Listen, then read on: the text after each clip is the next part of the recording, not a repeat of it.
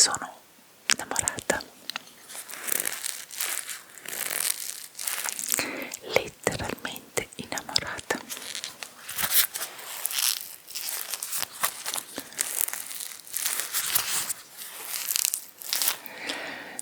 Vi parlerò delle 4 stagioni che ho visto e darò un voto a queste stagioni in base a quello che mi è piaciuto di più o mi è piaciuto meno. Allora, partiamo dalla prima. Mi sono stampata qualche nome perché sono un po' imbranata con i nomi.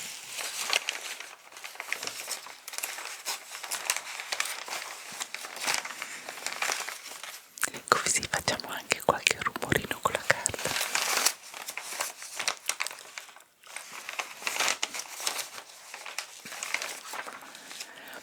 Allora, la prima stagione è quella del duca Simon e di Duffy. Premessa: 2 gnocchi da paura. Storia semplice: lei deve cercare un pretendente, in realtà si innamora di lui. Lui non vuole i pretendenti e invece le mamme della società vogliono a tutti i costi fare in modo che lui si sposi con qualcuna delle loro figlie, quindi fanno finta di stare insieme o di corteggiarsi, diciamo così, per attirare i pretendenti a lei e allontanare le pretendenti a lui. Che mossa strategica!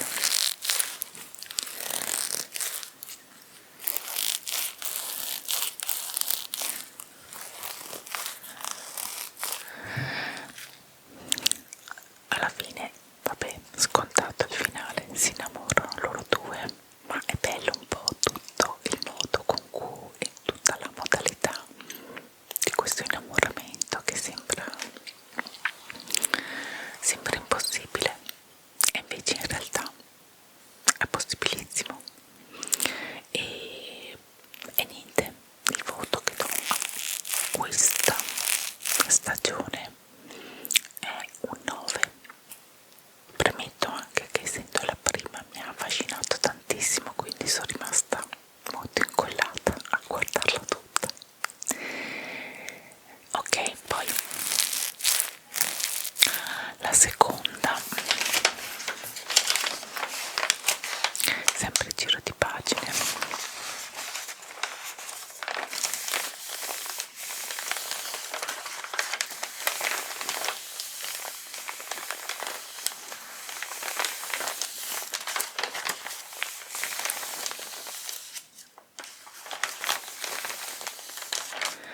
Allora, la seconda stagione è quella con il visconte Anthony e Kate e bellissimi entrambi.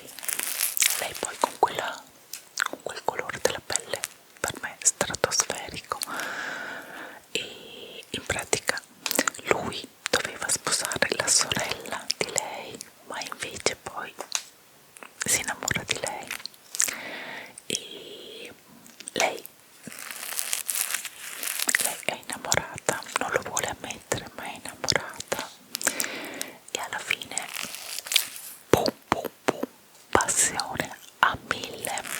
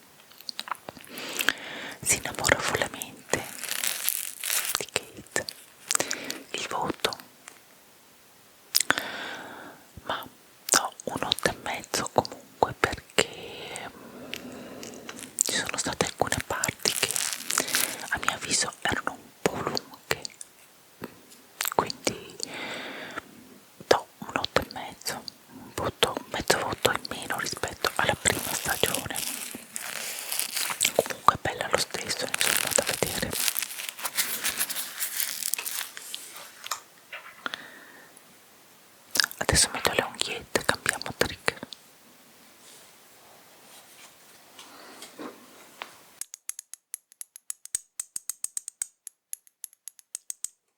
E ho portato il mio Bia Nacit ed è per reflusso, acidità e difficoltà digestive, ve lo consiglio. Questo qui tra l'altro è il gusto limone, mi piace un sacco.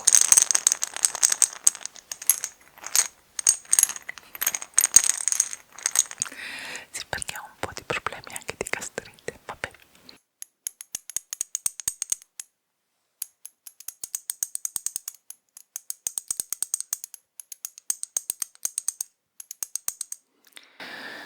Allora, la terza stagione la inizio così. Carissimi lettori e carissime lettrici, eh sì, la protagonista assoluta in questa stagione è Penelope con il suo Colin e lei è, aspettate che non dico cavolate, è Lady Whistledown, quindi è la scrittrice di tutti quei volumetti che ha fatto uscire in tutte le stagioni, dove praticamente parlava di tutti. Quindi è lei l'indiscussa autrice di tutto ciò. Che dire di questa? Secondo me questa è tra le migliori, perché allora le altre due tutti gnocchi, tutti strabelli, questa ha due cose, due cose che mi hanno fatto riflettere. Allora la prima è il fatto che l'amore è nato tra due amici, quindi questo è strabella questa cosa, nel senso che l'amicizia alla fine si è tramutata in amore, quindi si conoscevano davvero tanto tanto tanto e hanno capito di essere innamorati uno dell'altro.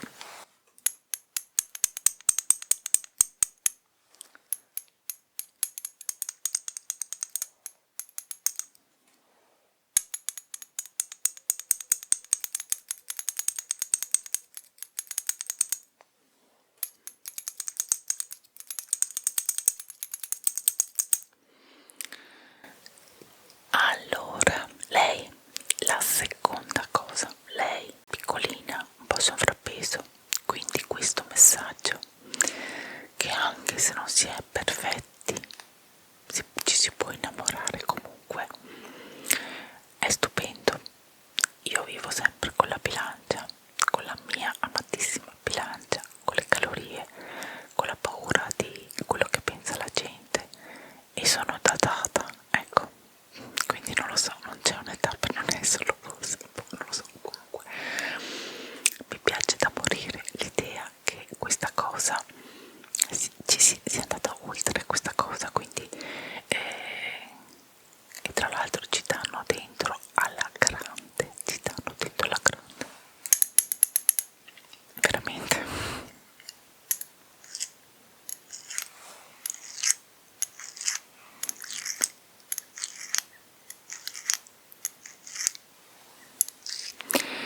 Oserei dire che sono quelli che ci danno dentro di più, anche in carrozza.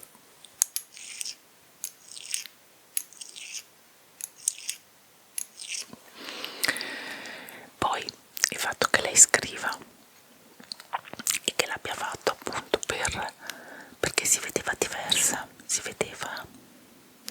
sentiva non accettata e quindi aveva cominciato a scrivere per vivere le vite degli altri e poi alla fine la sua è diventata una favola. E io trovo questa cosa fantastica in un'epoca come questa, insomma, dove siamo perennemente sempre alla ricerca della perfezione fisica, della perfezione, della perfezione, della perfezione, della sopra la perfezione. Il fatto che comunque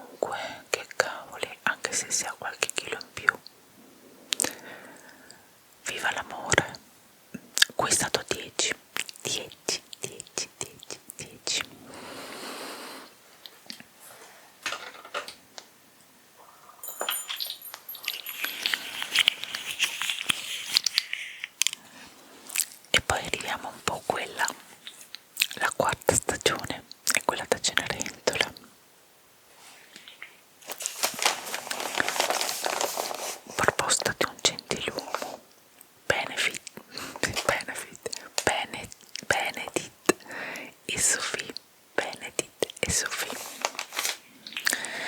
Ma questa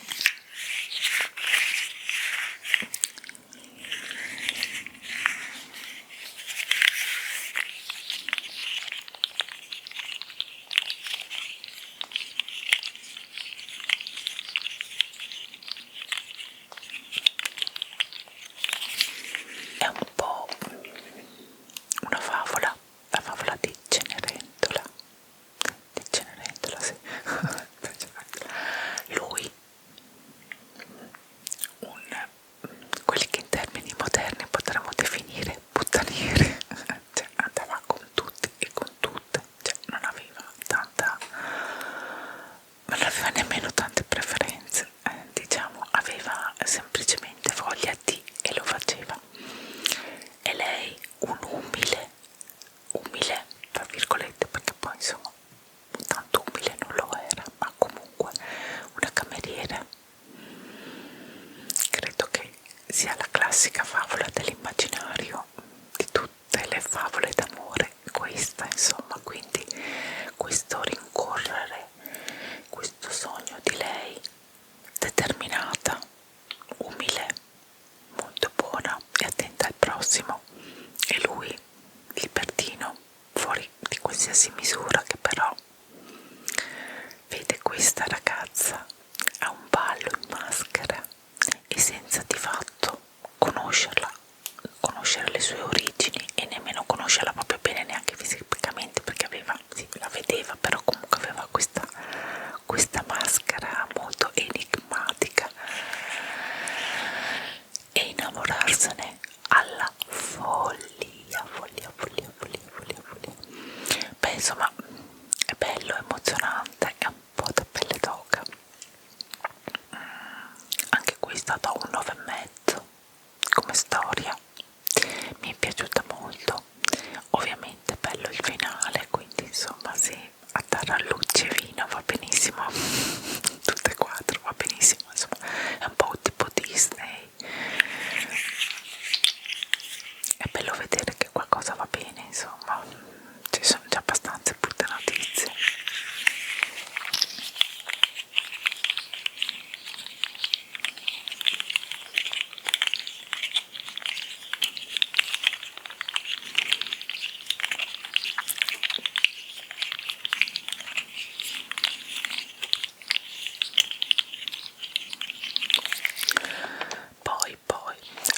Poi niente, nel senso che è finita qua quella che l'hanno fatta.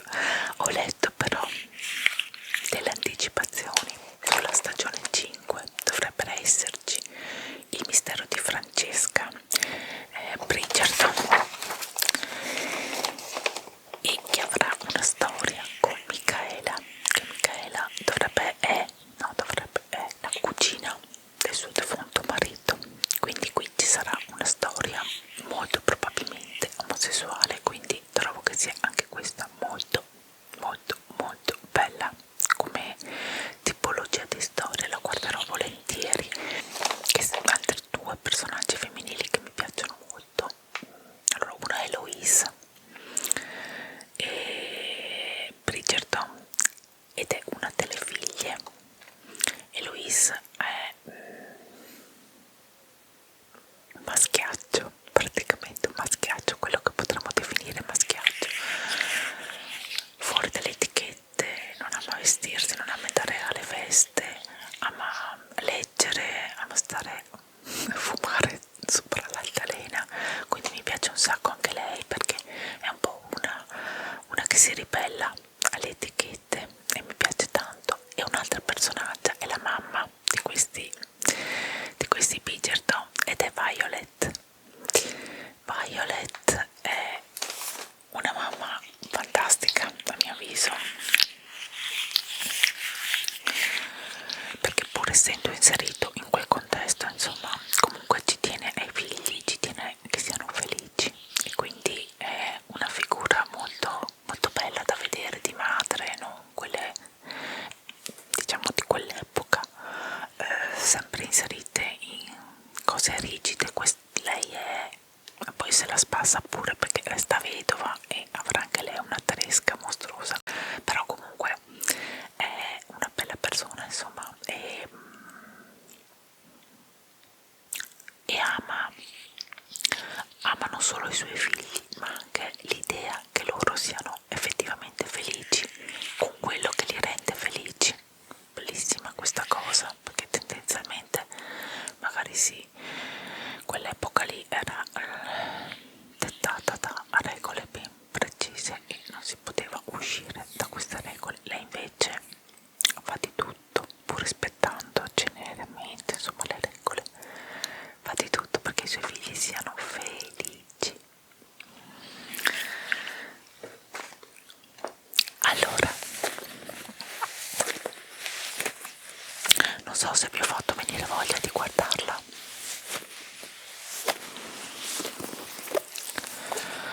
ma se vi ho fatto venire voglia di guardarla, scrivetemi nei commenti cosa ne pensate, se anche a voi vi ha un po' affascinato questa idea dell'amore a tutti i livelli, in tutte le categorie, in tutti i modi, in tutti i laghi, diceva qualcuno.